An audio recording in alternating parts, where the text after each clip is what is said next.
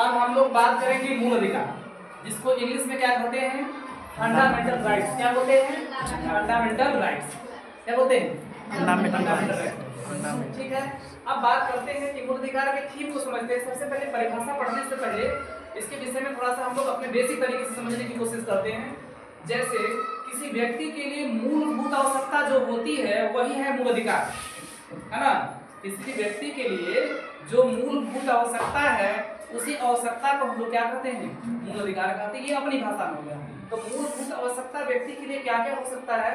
कि किसी व्यक्ति के जीवन में सबसे जरूरी है रोटी, मतलब भोजन, है ना।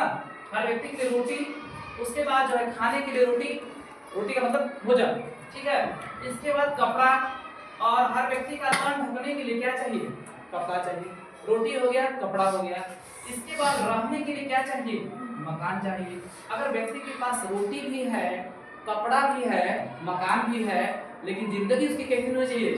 सम्मानजनक होनी चाहिए। व्यक्ति उसका ऐसा हो कि इसका सम्मान भी मिले, तो सम्मानजनक जिंदगी, ठीक है। यह व्यक्ति की एक प्रकार से मूलभूत आवश्यकता है। इसी को ध्यान में रखते हुए संविधान के निर्माताओं ने संविधान की अलग अलग परिभाषाएं दी, ठीक है।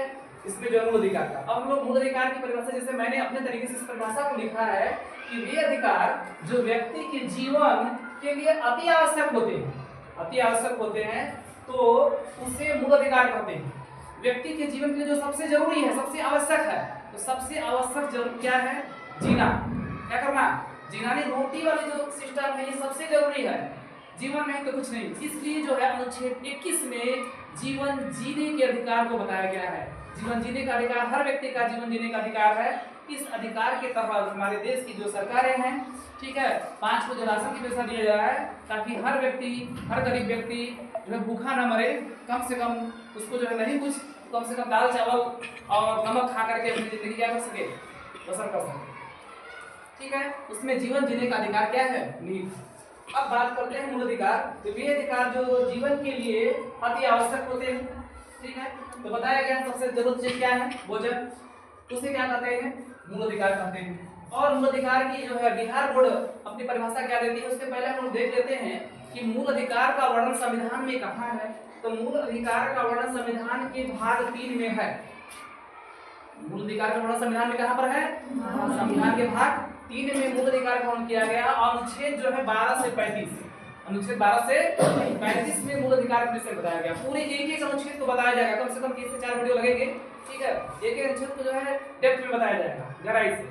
अब बात करते हैं कि मैंने देख लिया कि मूल अधिकार में भाग जो है 3 में मूल अधिकार है, और अनुच्छेद 12 से 35 तक मूल अधिकार के विषय में बताया गया है। इसके बाद करते हैं बिहार बोर्ड क्लास 8 के अनुसार। तो कक्षा 8 में बिहार बोर्ड ने परिभाषा दिया है, क्या दिया है कि वे अधिकार जो किसी व्यक्ति के आत्मसम्मान, किसी व्यक्ति के आत्मसम्मान, मानसिक, शारीरिक, ठीक है, रूप से एक स्वस्थ, आत्मनिर्भर, आजाद जीवन जीने के लिए जरूरी है, तो उसे क्या कहते हैं? मूल अधिकार कहते हैं, ठीक है। तो एससीईआरटी जो बिहार बोर्ड के लिए विद्वानों ने इस प्रकार से इसको व्याख्या किया है कि वे अधिकार व्यक्ति के लिए क्या क्या बताया गया है? व्यक्ति उसका आत्मसम्मान होना चाहिए, उसके मानसिक और शारीरिक रूप से वो क्या होना चाहिए? स्वस्थ होना चाहिए। इसके लिए सरकार क्या करती है? व्यवस्था करती है। जगह जगह डॉक्टर की प्राथमिक स्वास्थ्य केंद्र बनाया गया है, ठीक है, कि उसके मानसिक और शारीरिक स्थिति का क्या किया जाए? ख्याल रखा जाए, ठीक है। आत्मनिर्भर बनाया जाए। आत्मनिर्भर बनाने के लिए सरकार तमाम प्रकार की योजनाएं चलाती है, ठीक है। जैसे किसी को गाय भैंस चाहिए तो सरकार अपनी तरफ से लोन के रूप में देती है, ताकि व्यक्ति क्या बन सके? आत्मनिर्भर बन सके। उसको लोन देती है ताकि अपना बिजनेस और व्यापार कर सके, आत्मनिर्भर बन सके। इसके बाद आजाद जीवन जीने के लिए जरूरी है। ये सब जीवन जीने के लिए क्या है? जरूरी है, और यही क्या है? मूल अधिकार है, ठीक है। अभी मूल अधिकार के हम लोग बेसिक चीजों में चल रहे हैं, आगे एडवांस चीजों को भी पढ़ेंगे। अब बात करते हैं कि मूल अधिकार, मूल संविधान में मूल अधिकार कितने थे, ठीक है। जब भारत का संविधान बना उस समय मूल अधिकार कितने थे, ठीक है। तो उस समय मूल अधिकार कितने थे? 7 थे। कितने थे? 7 थे। तो स्टार्टिंग में मूल संविधान में जो मूल अधिकारों की संख्या वो 7 थी, ठीक है। लेकिन वर्तमान में मूल अधिकार कितने हैं? 6, ठीक है। इसमें से एक मूल अधिकार को हटा दिया गया है। वह मूल अधिकार क्या है? संपत्ति का अधिकार, ठीक है।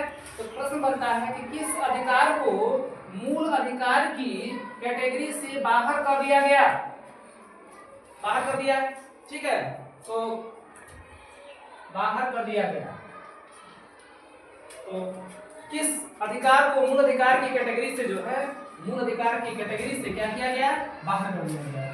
तो संपत्ति के अधिकार को, जो संपत्ति का अधिकार था, तो संपत्ति के अधिकार को मूल अधिकार की कैटेगरी से क्या कर दिया गया, बाहर कर दिया गया, ठीक है। बाहर करने के बाद संपत्ति के अधिकार को कहां ले जाया गया, इसको देखते हैं। तो जो संपत्ति का अधिकार था, ये 44वें संविधान संशोधन, 44वें संविधान संशोधन,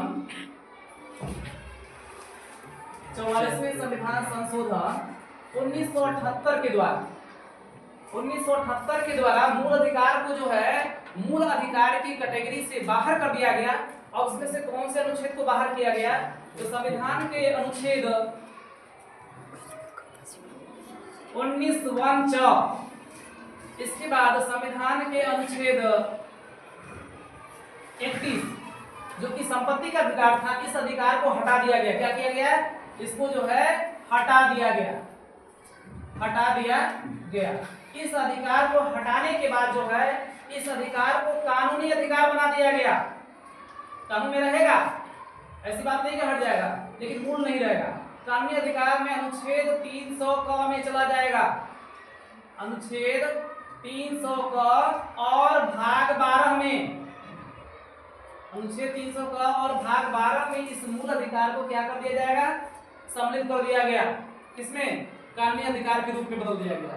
तो प्रश्न बनता है कि वह कौन सा मूल अधिकार था जिसको मूल अधिकार की कैटेगरी से बाहर कर दिया गया। तो संपत्ति का अधिकार को मूल अधिकार की कैटेगरी से बाहर कर दिया गया।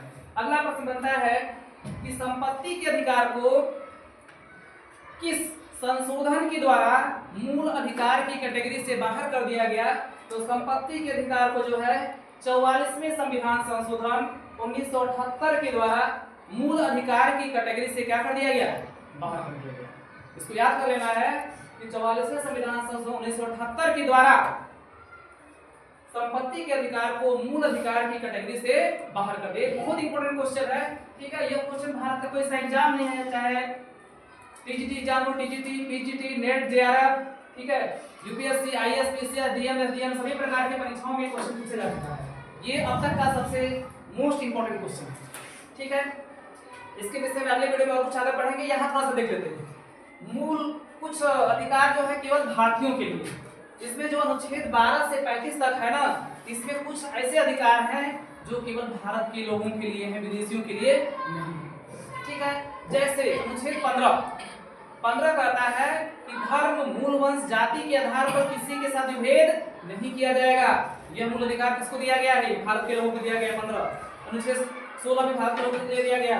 19 वाक और अभिव्यक्ति की आजादी, बोलने की आजादी, ये भी किसको दिया गया है, भारत के लोगों को दिया गया। अनुच्छेद 29 और 30 अल्पसंख्यक संस्थाओं के विषय में बताया गया कि अल्पसंख्यक संस्थाएं अपने देश में जो है मदद से और भी स्कूल खोल सकते हैं, उसको खोलने की पूरी आजादी है। खास करके जैसे मुस्लिम वर्ग है तो वह अपना जो है मदरसा खोल सकते हैं, लीगल तरीके से, इलीगल तरीके से नहीं। इलीगल मतलब बंद हो जाएगा, लीगल तरीके से अपने मदरसे खोल सकते हैं, बच्चों को शिक्षा दे सकते हैं।